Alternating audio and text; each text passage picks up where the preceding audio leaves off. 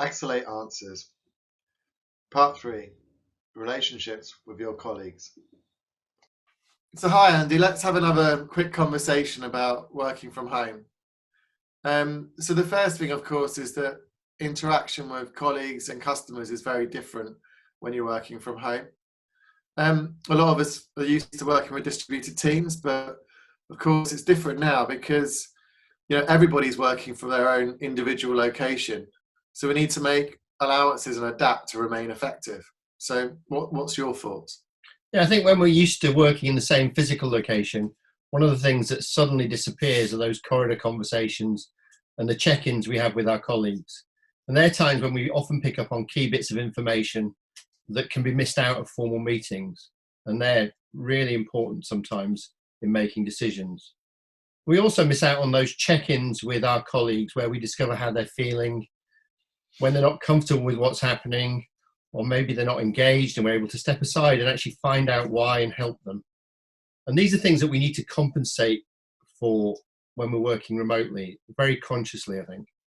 Yeah, and I mean, it's always the case when if you want to build and maintain high performing teams, you need to have an environment where everyone feels safe and comfortable.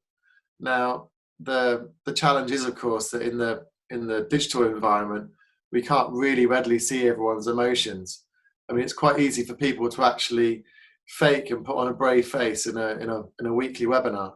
So it's actually quite difficult in the digital environment to actually gauge people's states of mind rather than the physical environment. Yeah, I know. And I think, in all of this, we shouldn't underestimate some of those little things. For example, when we greet people, it's a way of starting to build a connection. But we need to ask questions and we actually need to care about the answer. People recognize if we don't, and we need to do it consistently to build relationships. And I think going back to your point about effectively creating safety for people, that creates a trusting environment. And it's a key characteristic of strong leaders. Yeah, I mean, we also need to make sure that interaction is not only about business. We need to try and find other ways to connect and make use of social messaging groups or video calls. I mean, every team has its own unique structure and challenges. So it's important to set aside some time to experiment and find out how we can support each other. Yeah, and I think also the dynamic of how we interact is important. So I think, if we learn to ask the right questions and actually listen to the answers and respond appropriately, many times our colleagues will find a way forward themselves, because they know their own situation far better than we do. And in this way, we actually create an environment which has freedom for people to operate in. And they as a result of that, they'll feel more engaged, more empowered. It builds confidence. And of course, one of the things everybody's interested, of course, is then greater productivity. Yeah, exactly. I mean, it's good asking questions, but you need to remain authentic. I mean, you have to actually be genuinely interested in their responses.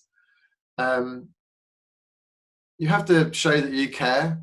And I mean, that's always important, but now more than ever, when so many people are concerned about their friends and family, we definitely need to stay more connected, and it requires a more conscious effort for most of us than when you normally interact with people in the normal physical world. But if we get it right, I mean, there's a lot of possibilities on how we might work more effectively in the future. So this is a chance to actually experiment and try out to see what works for you and your teams. If you'd like to know more, please get in touch. Thank you.